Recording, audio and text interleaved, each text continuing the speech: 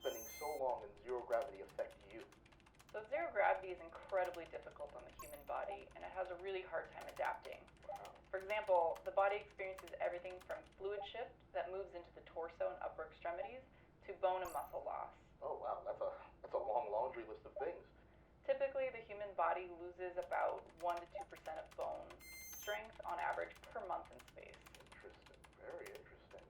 And after being there for so long, what was it like coming back? It definitely was a struggle. My vestibular system really had to adjust back to Earth's gravity. Wow. Sheaths hurt, my muscles hurt, joints hurt.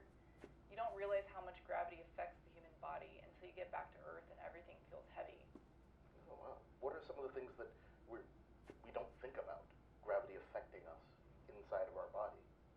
You forget that your body is built to work under gravity and within gravity. So when you're in space and everything is able to float around, it really changes how the body functions. That's all just amazing. So let's talk a little bit about the work.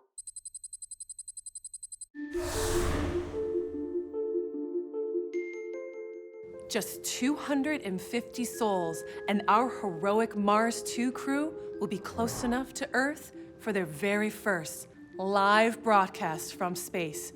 For you academics, join now for exclusive access at 50% off. Click here and be part of history.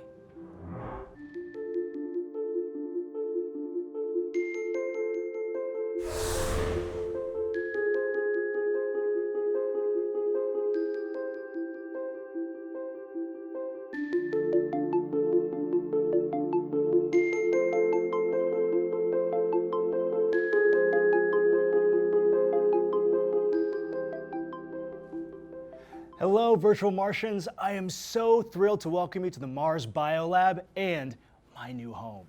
So I've been reviewing some of the citizen data that you folks have been putting in, and man, have I got a find for you. It's from Blueberry. And Blueberry, first question, how did you get that amazing call sign? I was given the name Blueberry because at the time I was really short and I wanted a blue flight suit like everybody else I saw.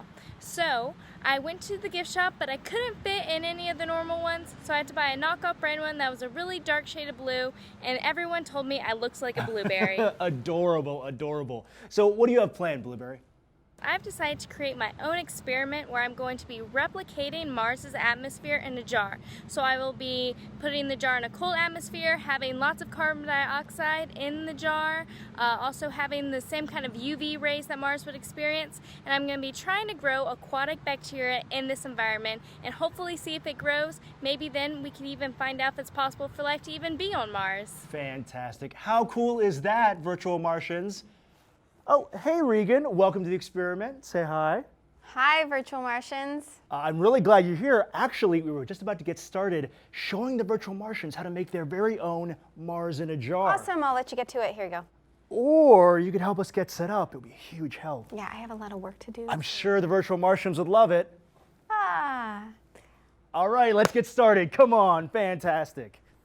So before we hop into things, let me explain a little bit about today's experiment. Yes, Leo, what is today's experiment? I'm glad you asked, Regan. So in fact, what we're doing today is learning about the regolith. That's the fine Martian soil. Now, you know, of course, that it's poisonous to us because of the perchlorate content, right? Very poisonous, yes. Right. So because of that, for a settlement, we have to adapt to Dr. that Yeom, new environment. no, I need to talk to you about the Martian mice. There's something wrong.